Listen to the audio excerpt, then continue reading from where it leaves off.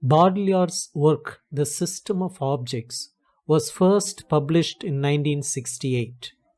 Written at the height of post war economic expansion in France, the book studies everyday objects not as inert material things, but as elements of a complex cultural code. In modernity, objects no longer exist merely to fulfill needs. Instead, they operate within a system of signs that communicates identity, status, aspiration, and social meaning.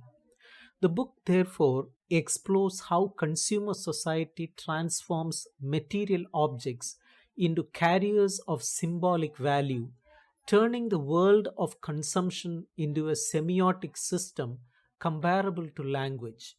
This system becomes the underlying logic that governs desires, relationships, subjectivity, and social organization in contemporary life. Baudrillard opens with the idea that objects cannot be understood solely in terms of their technical or utilitarian functions. While an older society might have evaluated objects according to their craftsmanship or practical use, mass consumer society produces objects in series, fashions, and standardized models that detach them from any inherent material value. What matters is not what an object does, but what it signifies within a larger system of differences. An object's meaning emerges from its relation to other objects, just as linguistic signs gain meaning through oppositions.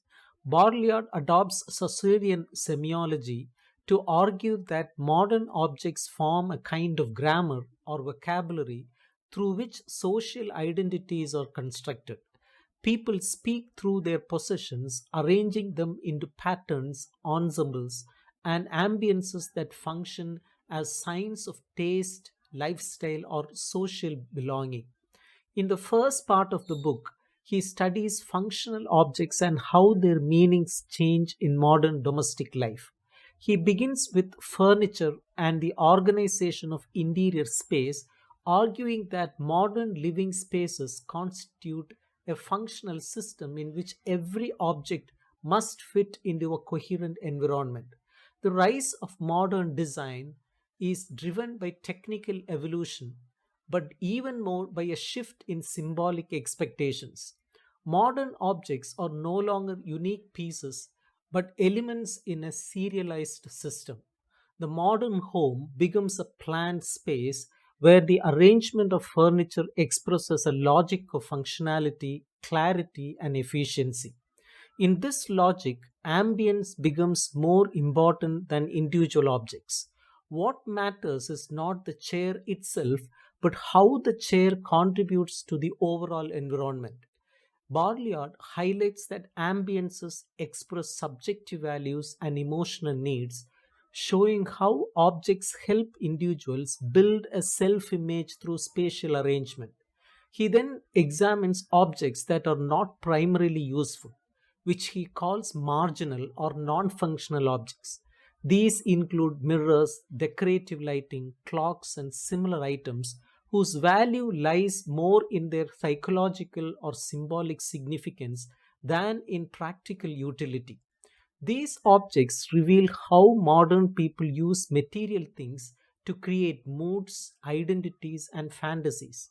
They often reflect desires for intimacy, security, or control.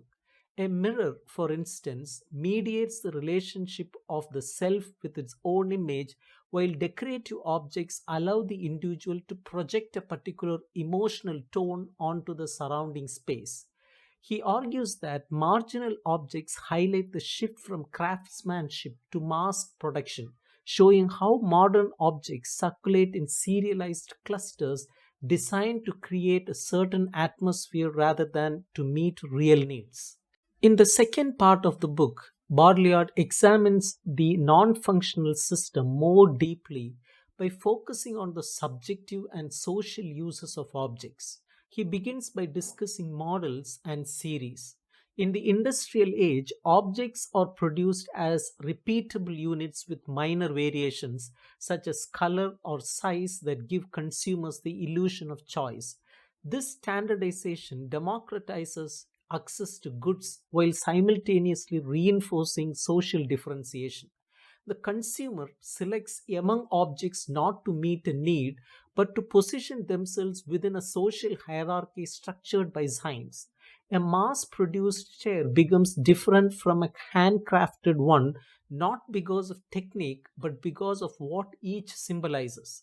He then analyzes communal objects, objects placed in shared spaces, arguing that they serve as guarantees of collective identity.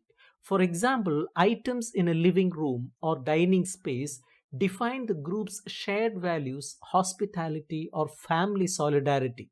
Such objects carry social expectations that shape the behavior of individuals within a community. In this framework, objects create not only personal identity but also social cohesion. He then turns to the special cases of antique, exotic, and kittish objects, which reveal how the value of things shifts according to cultural distance and temporal distance. Antique objects draw their meaning from their age and their connection to the past. Exotic objects from their distance from familiar cultural codes, and kittish objects from their imitation of authentic cultural production. In all these cases, the object's value is symbolic, not functional. These objects are consumed as signs of refinement, nostalgia, or self awareness, illustrating how consumer society recycles and repackages cultural history. One of the most important chapters in this section is his discussion of the collection.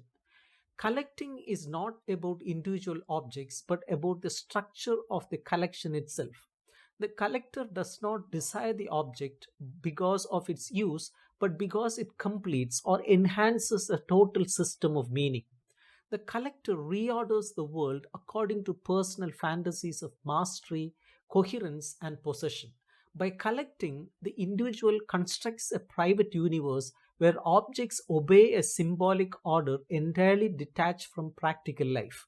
He introduces the concept of the meta system, the broader economic and ideological structure that shapes the system of objects.